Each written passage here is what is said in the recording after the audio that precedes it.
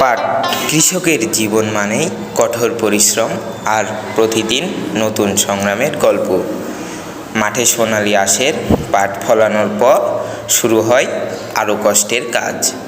পাট ধোয়া ও আঁশ ছাড়ানো। আজও অনেক কৃষককে পচা পানি ও দুর্গন্ধযুক্ত পানিতে নেমে ঘন্টার পর ঘন্টা পাট ধুতে দেখা যায়। কাদা পানি, দুর্গন্ধ আর নানা ভোগান্তি সহ্য করেই তারা দেশের অন্যতম গুরুত্বপূর্ণ এই অর্থকারী ফসল ঘরে তোলেন।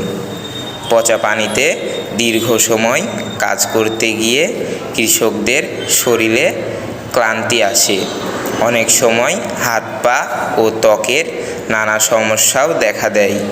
তবু পরিবারের মুখে হাসি ফোটানোর এবং ভালো দামের আশায় তারা এই কঠিন কাজটি চালিয়ে যায়। কৃষকের দাবি, আধুনিক পাট ধোয়া ও আঁশ ছাড়ানোর মেশিন সহজলভ্য হলে তাদের কষ্ট অনেকটাই কমে যেত।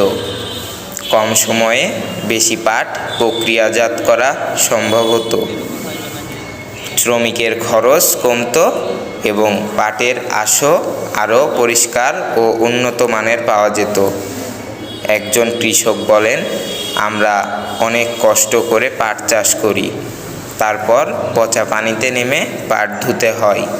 যদি আধুনিক মেশিনের ব্যবস্থা থাকতো তাহলে আমাদের সময় ও শ্রমের দুটিই বাঁচত। কৃষকের ঘামে জন্ম নেয় দেশের সোনালি আঁশ, কিন্তু সেই আঁশ ঘরে তুলতে তাদের যে কষ্ট করতে হয় তা অনেকেরই চোখের আড়ালে থেকে যায়।